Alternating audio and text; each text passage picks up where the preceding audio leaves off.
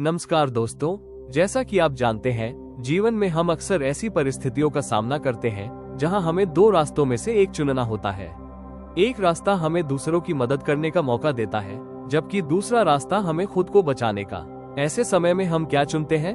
क्या हम केवल अपने बारे में सोचते हैं या दूसरों के लिए भी कुछ अच्छा करते हैं?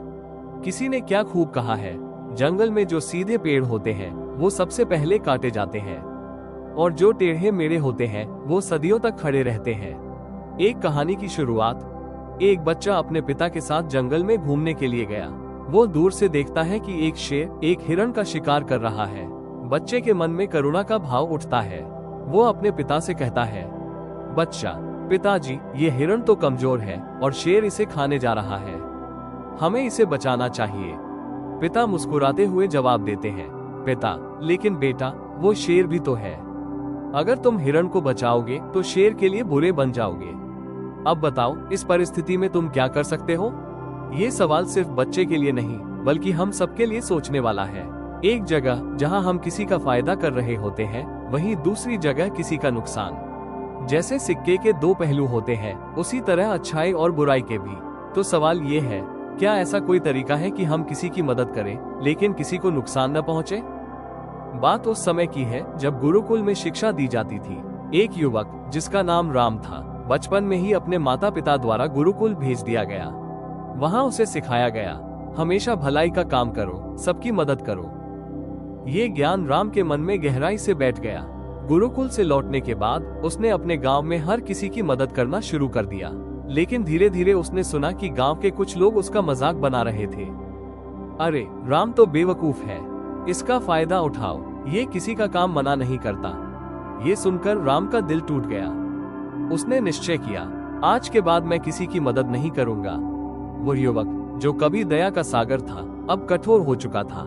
ये देखकर उसके माता पिता भी चिंतित हो गए।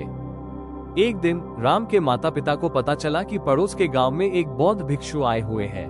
वे राम को लेकर उनके पास गए। रास्ते में उन्होंने देखा, एक औरत उस भिक्षु को गुस्से में जली कटी सुनाकर भगा रही थी, लेकिन भिक्षु शांत खड़े रहे। राम और उसके माता पिता जब भिक्षु के पास पहुंचे तो उन्होंने अपनी समस्या बताई। राम ने भी भिक्षु से सवाल किया, आपने उस औरत की मदद क्यों की जो आपको अपमानित कर रही थी? भिक्षु मुस्कुराए और कहा, अच्छाई का मतलब है बिना किसी लालच के मदद करना। अगर तुम किसी की भलाई इस उम्मीद से करते हो कि वह भी तुम्हारी मदद करेगा, तो वह भलाई नहीं, एक सौदा है। भिक्षु की 3 शिक्षाएं। 1. सीमित मदद करें, उतनी ही भलाई करो जितना तुम्हारा सामर्थ्य हो, ताकि अगर वो व्यक्ति बुरा व्यवहार भी करे तो तुम्हें पछतावा न हो। 2. दूसरों के झगड़े में न पड़ो, किसी के पारिवारिक झगड़े में टांग अड़ाना तुम्हें संकट में डाल सकता है। 3. विवेक का उपयोग करो, समझो कि कौन वास्तव में मदद का हकदार है और कौन ढोंग कर रहा है। भिक्षु ने अंत में कहा, दूसरों को बदलने से पहले खुद को बदलो। ध्यान करो, जब तुम अपने भीतर के आनंद को पहचान लोगे तो तुम्हें समझ आएगा कि सच्चा सुख किसी भौतिक चीज में नहीं, बल्कि आत्म शांति में है। समाप्ति। तो दोस्तों, इस कहानी का सार यह है कि सच्ची अच्छाई बिना स्वार्थ के होती है। अपनी सीमाओं में रहकर मदद करो और ध्यान से आत्म शांति प्राप्त करो। धन्यवाद।